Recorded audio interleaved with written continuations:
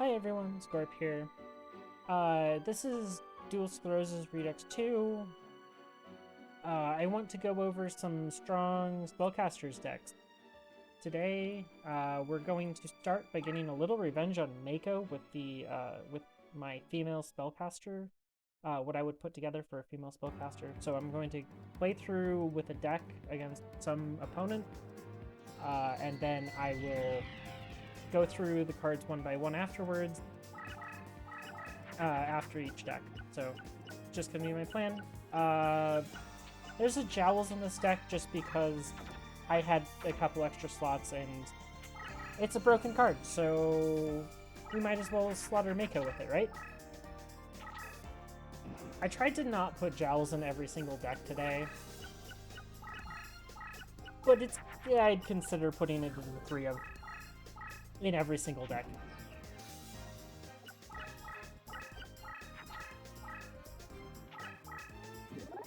Oh, red archery girl, huh? Well, that first card is 3 stars or less. Could be a trap.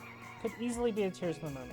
So I wouldn't expect him to run from it, but if that's the case, but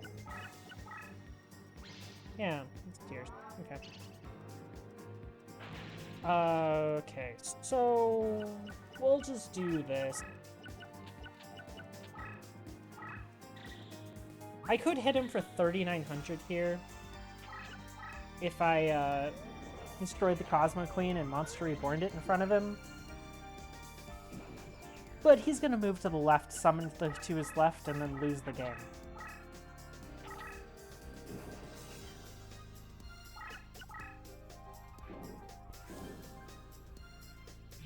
So this is a Cosmo Queen Turbo deck. Dark Elf plus it's the Ritual card is a fusion in this to just make Cosmo Queen. So yeah, it's a really solid deck.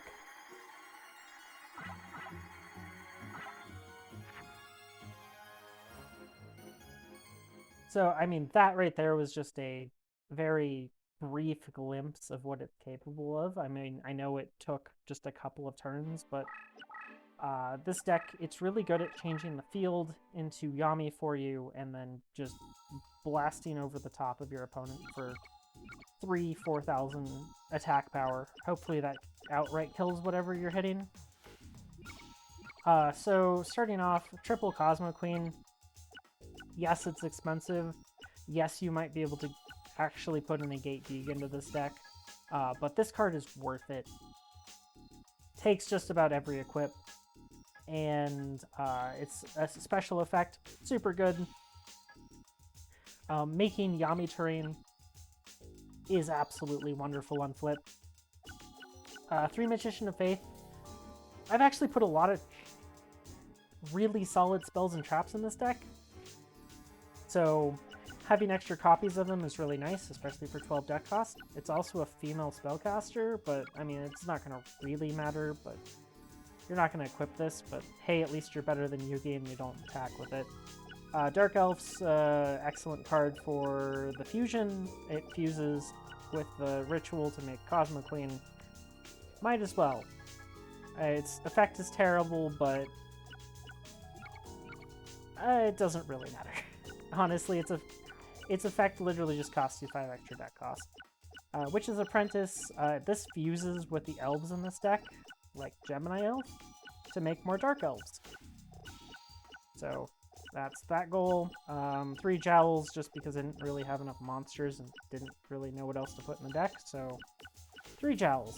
Good enough. Monster Reborn, one good spell. Dark Hole, another great spell. Heavy Storm, another great spell. Soul the Pure, another great spell. About a bajillion equips, so 9 equips there. Some Curse Breakers, you could change these to whatever you want. As you can see, our deck cost is only 895, so we have room. Mesmeric Control felt kind of thematic for female spellcasters hypnotizing people. Goblin Fan, and then these for the fusion. So, yeah. Pretty simple, easy deck. Not not doing anything fancy, just straight up winning. Next up, I have a light spellcaster deck. This one is a little bit, it's pretty similar to the fairy deck that we played. So you guys will definitely see some similarities there. Guess we can go play Rex. He's somewhat annoying sometimes.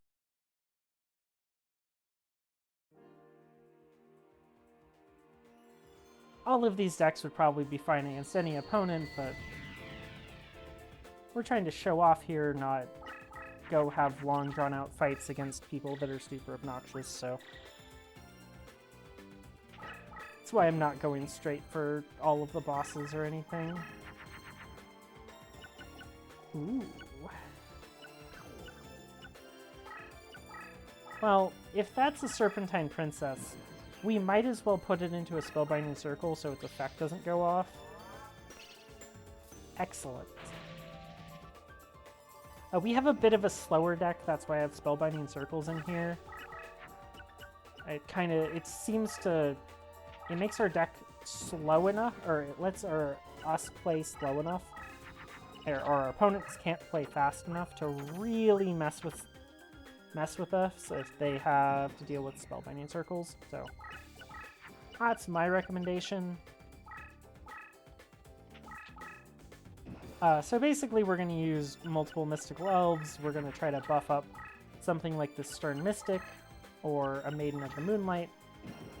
And we're going to use that to win the game. Okay, so here's what we're going to do. One of these, followed by one of these, followed by one of these. Everything's already face up, so...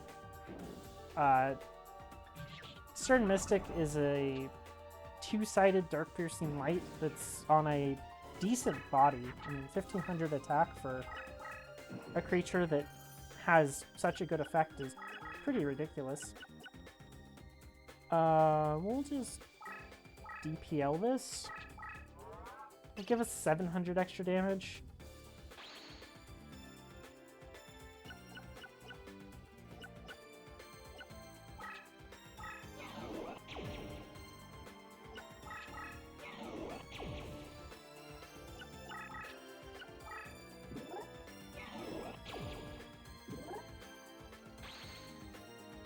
What do you got face down, bud?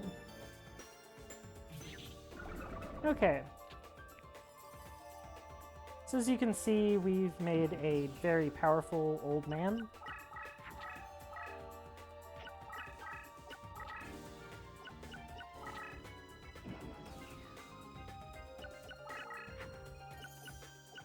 I'm just going to Mimicat back the Dark Piercing Light.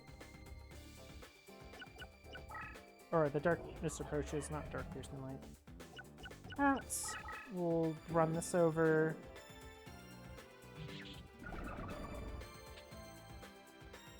Our stuff is already vastly stronger than basically anything that this guy can play, so we'll just advance on him pretty quick. Those Mystical Elves grow very quickly. We will throw this together.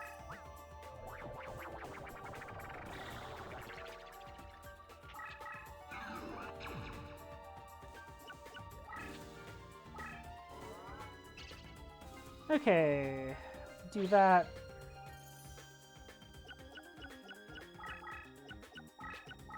I want to get value out of one of these, so I'll do this. I'll hedge my choices a little bit. And he's dead. Yeah, I don't care that Serpentine Princess gets pretty big. This Mystical Elf's massive.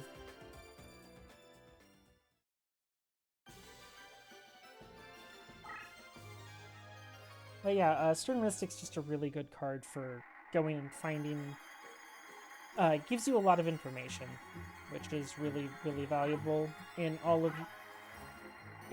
Information has always just been really valuable in Yu-Gi-Oh, so it's nice to have really valuable information. So yeah, and that gives you basically full information of everything but your opponent's hand.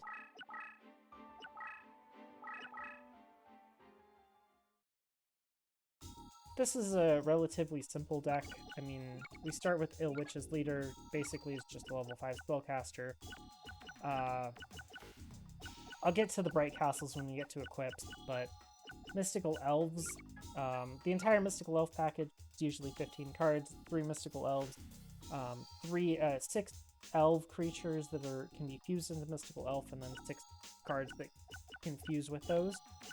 So Rogue Doll, just in case we're dealing with zombies, this card is literally just Goodbye Bones. So you might as well have at least a 1 of and not have it added, so might as well have it. Magician of Faith, this lets us go infinite. Maiden of the Moonlight, 1 decent creature to buff, Stern Mystic, another good creature to buff.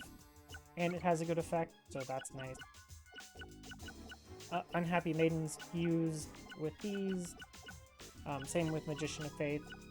Then you have the Winged Elf and the Dancing Elves. These technically fuse together for Mystical Elf too, so if you have to, like we did in that last game, pretty good. Mimicat is just a wonderful card, and we have plenty of deck cost here, so might as well. Double Yami, we need to change the field somehow, especially against those Sogen people. So 2 of them, Heavy Storm, Soul of the Pure. We're going pretty heavy on the spells here, and that because of the triple Magician of Faith. 3 Darkness Approaches, really good. Lets us go infinite. Absolutely awesome. The 6 equips, Book of Secret Arts and Bright Castles, basically they work on all of the cards in the deck. If you want more, you can put in the female equip. Spellbinding Circles and a Goblin Fan. Spellbinding Circles lets you get just enough time to hopefully get these Mystical Elves off. You can probably just get run over by dragons, but hey, at least you put up a fight, right? Okay, last Spellcaster deck, to no one's surprise, it's Exodia. And if you're wondering where my Dark Magician deck is, it's weaker than Cosmo Queen, so I'm sorry. That's where it is. It's just not useful in pretty much any mod, really. Who do we want to make have a very bad day? Oh, you know what? This guy made me annoyed, so we might as well. He really didn't do fun things during this playthrough of female spellcasters, so why not just make his day? What?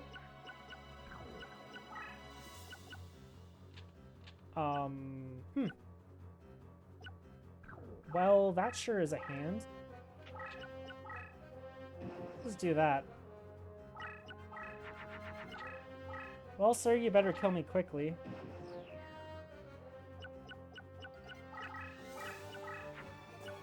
There's a card we can actually discard.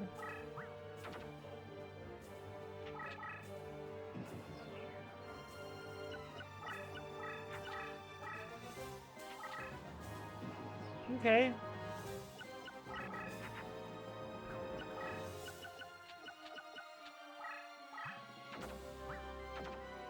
Well, we'll just start with the Solomons. Our goal is to kill in like 2 more turns, but that might be hard with the draw we got.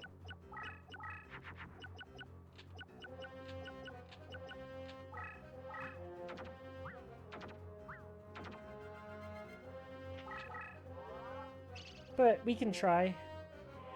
This is about what I would put together for an Exodia deck, though, with just about any amount of deck cost being allowed.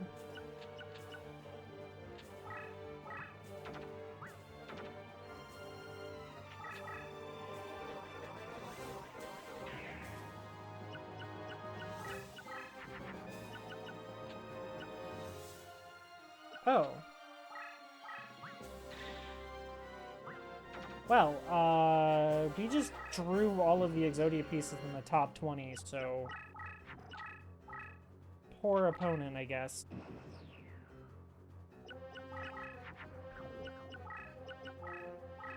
So, if we'd wanted to, we would have tried to, you know, just get to the bottom of our deck, but you don't really have to do that when you draw all 4 pieces in the top half. It's very rare for me to get draw RNG that good. Like, it looked like we were gonna brick because we drew too many Exodia pieces and not enough Fiend Reflections, and then we just drew all the Exodia pieces. And we got a turn 5 win out of it. Basically, the goal is to always get a turn 5 win with this deck. You should have just enough summoning power to do that, and as long as your opponent doesn't kill you in time or, you know, paralyze your stuff, you should win, right?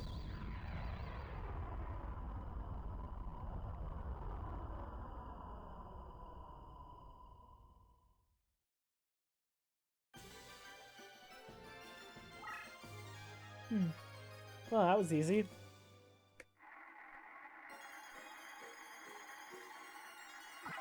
Well, it feels good to beat that guy for... Just beating that guy just feels good, man. He's annoying, so... And he annoyed me in our fight a while ago, so... I'm glad to say he's done. But yeah, hey, Exodia deck, let's go! So leader power is basically terrible.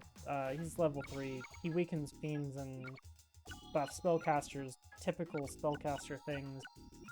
Maybe on one of our... Maybe in one of these mods, I'll eventually just give Exodia a little bit of extra love here for leader powers, but I don't think it needs it. So we start off with... This has to be your leader. You have to have all 4 pieces in your summonings area to win with it. I think most of the people watching this should know that. And then... So, yeah, you have to have 1 of each. And then after that, 3 Fiend Reflections. These things can be recurred with the Monster Reborns on the same turn. So that's why these are the only other monsters in the deck. Basically, the play is... All you have to do is basically play 1 of these, and then you can... These also turn into Solemn Law books. Really solid. Same with Mimikatz. And then there's also a Solomon's Law book down here somewhere. So, you guys saw me play all of those. Basically, that's just 12 ways to get another summon every turn. And by turn 4, you should have, what? For turn 1, you get 4 summoning power, and then you get 3 more each of the next turns, so you get 13 total summoning power. So as long as you summon you can summon 2 of these and all 4 pieces of Exodia. So, should be pretty easy to get through your deck. Heavy Storm is just in case you need it. Then a bunch of just cheap spells. Magic Neutralizing Force Field can de-spellbind your Exodia pieces if necessary. If your opponent tries to stop you with swords. Of Revealing Light or Invitation to a Dark Sleep or something. Monster Recovery's filler. Magic Drain, just in case you want to be able to go faster. You might have to. Paralyzing Potions should slow down the AI plenty for you to get Exodia off. Curse Breakers, and then there's a Goblin fan in here just because... You know, it's really funny just to burn out the person that tries to burn FTK you or something, so... Yeah, Goblin's fans just kind of needed to stop some of the really fast burn decks, so... Yeah. Those are my Spellcaster decks. I'm going to actually do one more duel with the Cosmo Queen deck because I want to. But those are all of the decks that I would play for Spellcasters. Notably, I would not play Dark Magician. It's just outclassed by Skull Knight and Cosmo Queen. Sorry, not sorry. That's just reality, unfortunately. Who do we want to fight? I mean, this guy is, like, or this guy, or, you know, let's just deal with a whole bunch of Sogen terrain since that's what we're good at, right?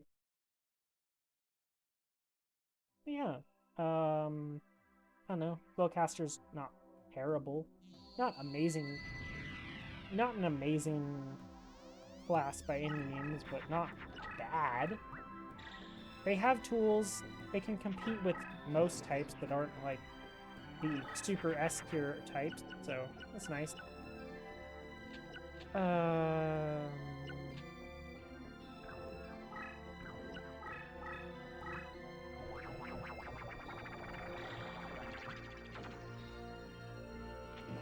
We're going to take our time here. If we can. This guy is one of the few opponents that will actually chase you down, so if you aggro him. Wow.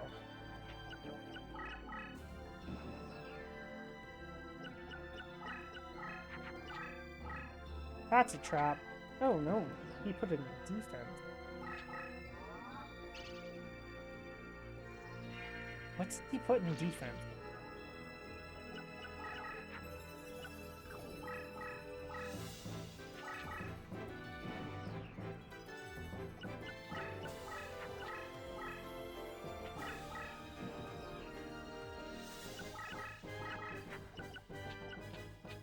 Okay, so we're gonna discard one of these Cosmo Queens because we have a Monster Reborn in our hands. He should attack my Cosmo Queen first, I believe.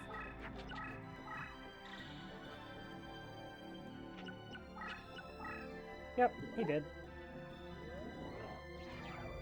It's a really big Cosmo Queen. That's a really small Battle Steer. That was some good damage. We might as well play around a Mirror Force, so...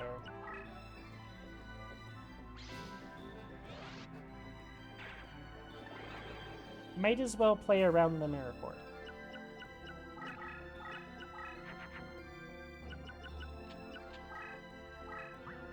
I did want to show off this fusion, so I'll go ahead and show it off.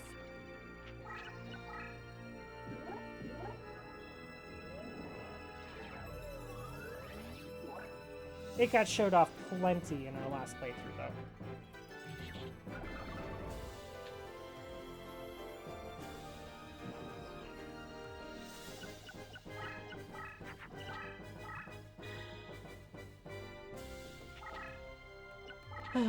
Okay, well...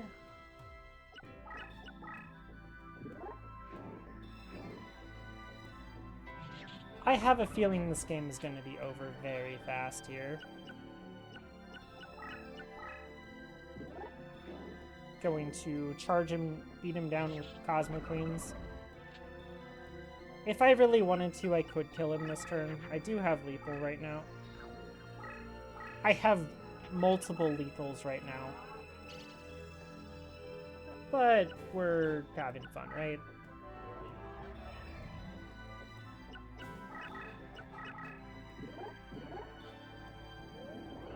But nice Sogen fields. We really changed that a lot. Cosmo Queen Turbo's going great here.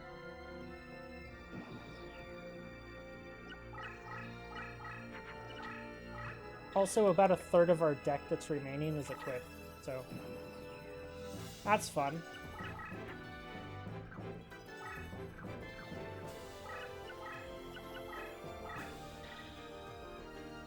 How about a little overkill, shall we? 4,900. Let's go. So yeah.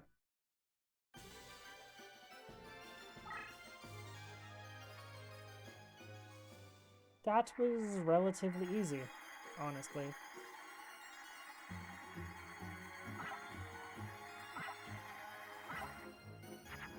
At some point, we might as well just call it bullying, but... You know. Cosmic Queen's a pretty decent card. Definitely why Spellcasters are pretty solid right now. And definitely a good reason to not give them summoning power reduction.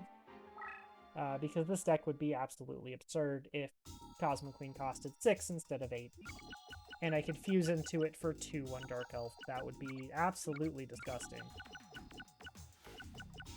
Technically, you could do the fusion for 0 if you were using the right set of, like, other fusions. You could fuse into Witch's Apprentice off of a Mystical Elf that you made off of a fusion of Unhappy Maiden and Dancing Elf. But that's a little bit absurd, so yeah. Overall, these decks could be stronger if you went for higher deck cost, but I mean, for 900 deck cost, this is a pretty solid deck. So yeah, let me know what you guys think in the comments below. Leave a like if you enjoyed, and have a nice day.